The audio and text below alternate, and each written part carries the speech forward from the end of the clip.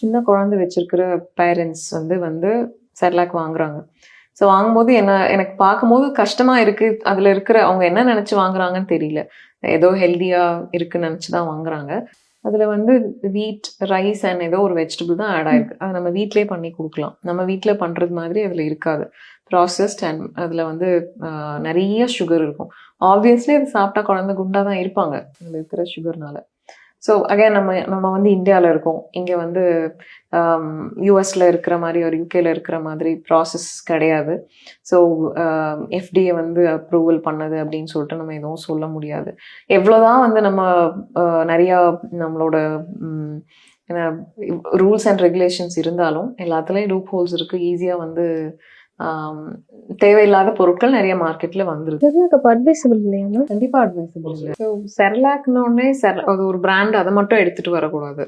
So குழந்தை கொடுக்குற ஃபுட்ல நோ சுகர் அப்படின்னு மென்ஷன் பண்ணியிருப்பாங்க. பட் நீங்க இன்கிரீடியன்ஸ் செக் பண்ணீங்கன்னா ஃப்ரக்டோஸ், சுக்ரோஸ் அது மாதிரி டிஃப்ரெண்ட் பேட்டர்ன்ல ஆட் ஆயிருக்கும்.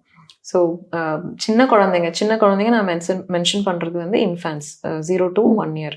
ஸோ அந்த 6 to 1 yearல தான் நம்ம வந்து ரெடிமேடாக டக்குன்னு குழந்தைக்கு கொடுக்குற மாதிரி ஏதாவது ஒன்று பண்ணி வச்சா நல்லா இருக்கும்னு சொல்லி அந்த பர்பஸ்க்காக தான் வாங்குறோம். ஃப்ரூட்ஸ் இருக்குது, டக்குன்னு குழந்தைக்கு கொடுக்கணும்னா ஃப்ரூட்ஸ் அண்ட் வெஜிடபிள்ஸ் நீங்கள் வந்து கொடுக்கலாம். வெஜிடபிள்ஸ் எப்படி கொடுக்குறதுன்னு தெரியலன்னா பனானா ஈஸியான ஒரு ஆப்ஷன். பனானா எடுத்துகிட்டு போகலாம். இப்போ சீசனில் வந்து ஸ்ட்ராபெரிஸ் இருக்குது. மாதிரி ஈஸியாக உங்களால் கொடுக்க முடியறது எடுத்துகிட்டு போகலாம். அண்ட் பொட்டேட்டோஸ் நீங்கள் மேஷ் பண்ணி வச்சுக்கலாம். ஸோ இதெல்லாம் வந்து நீங்கள் ஏர்லி ஃபேஸில் இருக்கும் போது ஹெல்ப் பண்ணும். அண்ட் நீங்கள் எங்கே எடுத்துகிட்டு போனாலும் குழந்தைக்கு நீங்கள் சாப்பிட்ற சாப்பாடில் என்ன குழந்தைக்கு கொடுக்க முடியும்னு பார்த்து நீங்கள் கொடுக்கலாம். நிறைய டைமில் ட்ராவல் பண்ணும்போது குக்கர் அதில் இருக்கிற எல்லாத்தையும் தூக்கிட்டு போகிறது, இண்டக்ஷன் ஸ்டவ் தூக்கிட்டு போகிறது, இந்த வேலையெல்லாம் பண்ணாதீங்க. ஸோ எங்கேயுமே வந்து இட்லி கிடைக்காம போகாது, ஸ்டீம் தோசை கிடைக்காம போகாது, குக்டு வெஜிடபிள்ஸ் கிடைக்காம போகாது, தயிர் சாதம் கிடைக்காம போகாது.